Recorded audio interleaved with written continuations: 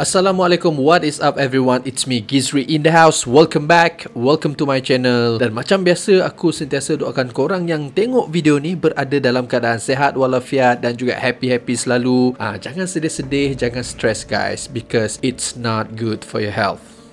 Trust me. True story. Korang pernah tak dengar kisah tentang seorang perempuan yang bernama Clarita Villanueva? Bagi korang yang belum lagi mengenali wanita ni, siapa dia ni kan? Wanita ni sebenarnya merupakan seorang wanita yang pernah menggemparkan negara Filipina pada sekitar tahun 1950-an. Di mana pada waktu tu, dia telah jatuh sakit disebabkan oleh satu gigitan misteri yang ada pada tubuh badannya secara tiba-tiba. Tiba-tiba je macam ada kesan gigitan dekat tubuh badan dia ni guys. Si Clarita memberitahu yang kesan gigitan tersebut adalah kerana dia telah digigit oleh dua lembaga yang menyeramkan.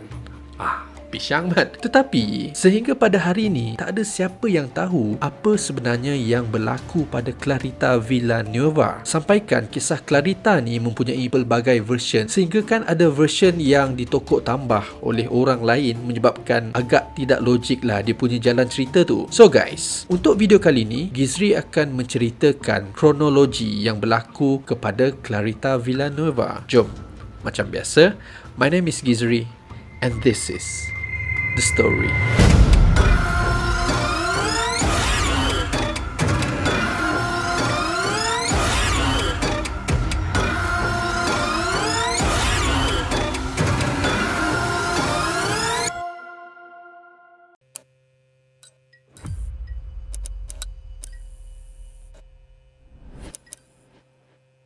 Wanita yang dipanggil Clarita Villanueva ni dilahirkan pada tahun 1940-an. Dia lahir tanpa ayah kandungnya dan dia tinggal dan dibesarkan oleh ibunya yang bekerja sebagai seorang dukun. Anak bomoh guys si Clarita ni. Tapi walau bagaimanapun, ibu Clarita ni bukanlah seorang dukun yang betul-betul tau. Dia hanyalah seorang dukun pembohong di mana dia suka memanipulasikan keadaan untuk mendapatkan duit dengan cara yang mudah. Maksudnya, mak Clarita ni seorang scammer. Dia bukan dukun yang betul-betul. Dipendekkan cerita, apa yang menyedihkan iaitu sewaktu Clarita baru saja mencecah usia 12 tahun, ibunya ni dengan tiba-tiba telah meninggal dunia dengan cara yang mengejut tau. Dan selepas kematian ibu Clarita, kehidupan Clarita terus berubah di mana dia telah hidup sebagai seorang gelandangan. Memang sangat kesian guys. Korang bayangkanlah baru 12 tahun tau si Clarita pada waktu tu. Dan disebabkan kehidupan yang susah macam ni, demi kelangsungan hidup, kata orang,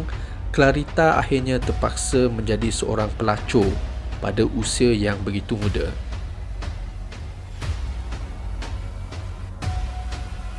Kisah sebenar Clarita ni bermula pada bulan Mei 1951, di mana pada satu malam ni Clarita macam biasalah kan, dia telah berjalan seorang diri untuk mencari pelanggannya. Dan akhirnya Clarita pada malam tu dia telah berkenalan dengan seorang lelaki ni. Dia telah jumpa dengan lelaki ni, lepas tu dia berkenalan lah dengan dia. Tapi masalahnya di sini guys, Clarita dia tak tahu tau yang lelaki tersebut merupakan seorang anggota polis, di mana pada waktu tu dia sedang melakukan penyamaran untuk membantras kegiatan pelacuran.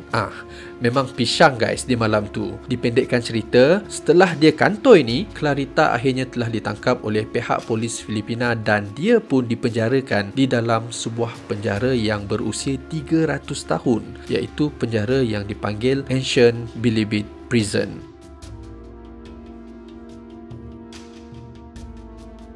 Ancient Bilibid Prison ni adalah sebuah penjara yang dibina oleh pihak Sepanyol lah, time dulu-dulu tu, dan ianya pernah digunakan oleh pihak tentera Amerika Syarikat dan juga Jepun sebagai tempat untuk melakukan penyeksaan terhadap tahanan diorang. Dan apa yang lebih dahsyatnya guys tentang penjara ni adalah ianya turut mempunyai unsur-unsur kejadian yang paranormal tau. Benda-benda yang mistik ni. Biasalah kalau penjara ni dah lama-lama mungkin ada yang benda-benda macam ni. Dalam penjara ni ni, Clarita telah dipenjarakan seorang diri tau. Dan pada waktu ni lah dia telah mula berperangai pelik, bertingkah laku aneh, seperti dia menjerit sorang-sorang, lepas tu dia merangkak. Dan yang lebih menyeramkan, pada waktu ni telah muncul satu kesan gigitan pada leher, kaki dan lengan Clarita yang tidak dapat untuk dipastikan punca gigitan tersebut. Tak ada seorang pun tahu dari mana datangnya kesan-kesan gigitan yang ada pada tubuh badan Clarita. Tetapi menurut apa yang Clarita bagi tahu pada waktu tu, dia sebenarnya telah diserang oleh dua lembaga yang benar-benar menyeramkan. Dia punya rupa bentuk tu. Ini menurut Clarita lah guys. Lembaga yang pertama ni, Clarita menggambarkan lembaga ni berbadan tinggi serta berbulu lebat. Manakala lembaga yang kedua pula agak lawak sikit lah kalau bagi aku. Mana taknya guys, yang kedua ni badan dia taklah tinggi, tetapi badan dia kecil je guys. Dan dia mempunyai misai. Tiba-tiba ada misai pula. First time aku dengar benda-benda macam ni. Tapi itulah kan, kita tak tahu, kita tak berada di tempat Clarita. Okey, kita sambung balik pasal Clarita ni. Pada mulanya, pihak pengurusan penjara tu tak mempedulikan apa yang Clarita ni bagi tahu, kerana mereka beranggapan yang dia ni sengaja melukakan diri untuk menarik perhatian diorang. Akan tetapi lepas tu, selepas keadaan Clarita menjadi semakin teruk, barulah pihak penjara ni mengeluarkan Clarita dari situ untuk diberikan rawatan yang sepatutnya. Dah teruk-teruk macam tu, barulah pihak penjara ni percaya yang apa yang dia cakap ni. Selepas kejadian tu guys, dalam sekelip mata tau, kisah Clarita pada waktu tu telah mendapat liputan luas oleh pihak media. Kira jadi viral lah pada tahun tu. Dan dipendekkan lagi cerita ni, hasil pemeriksaan oleh pakar perubatan Filipina, Clarita akhirnya telah disahkan tidak mempunyai sebarang masalah kesihatan mental tau. Dia okey je guys. Okey, dia tak gila. Ramai orang fikir yang Clarita ni gila, tapi tak guys, dia sebenarnya masih lagi waras. Dalam pada masa yang sama juga, para doktor tak dapat memberikan sebarang penjelasan berkenaan dengan kesan gigitan yang ada pada tubuh badan Clarita. Dari mana datang kesan-kesan ni? Dan difahamkan keadaan Clarita menjadi kembali pulih selepas kehadiran seorang padri yang bernama Lester Sumrall, di mana pada waktu tu padri ni telah menjalankan ritual exorcism kepada Clarita selama 3 hari tau. Dan apa yang menyeramkan sebenarnya, sepanjang tempoh ritual ni dijalankan, mata Clarita ni guys dikatakan penuh dengan kemerah-merahan, seolah-olah dia macam seorang yang sedang marah tau. Dan akhirnya nasib Clarita selepas ritual tersebut agak tidak jelas, kerana ada yang mengatakan yang Clarita ni telah meninggal dunia selepas tu.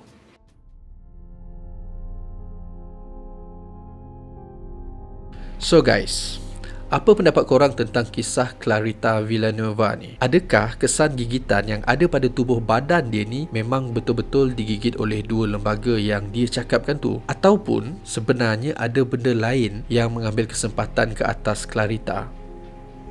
Seperti yang korang tahu, pihak doktor pun telah mengesahkan yang Clarita ni tak gila. Dia masih lagi waras. Jadi, apa yang telah berlaku sebenarnya? Walau bagaimanapun, sesuatu kisah misteri yang kita dengar ni mungkin tak akan ada jawapan yang boleh menjelaskannya, macam kisah Clarita Villanueva ni. Aku rasa setakat ni saja untuk video kali ni. Macam biasa, terima kasih kepada korang yang menonton video ni sampai habis. Aku sangat-sangat menghargai effort korang. Thank you so much guys. Sila tekan butang like kalau korang suka dengan konten-konten yang macam ni. Share dengan kawan-kawan dan family korang yang mungkin suka juga dengan kisah-kisah macam kisah Clarita ni. Subscribe kalau korang belum lagi subscribe channel Gizri in the House, sebab kita akan cover banyak lagi kisah-kisah misteri, true crime pada masa yang akan datang. And I'll see you guys again in the next video. Peace.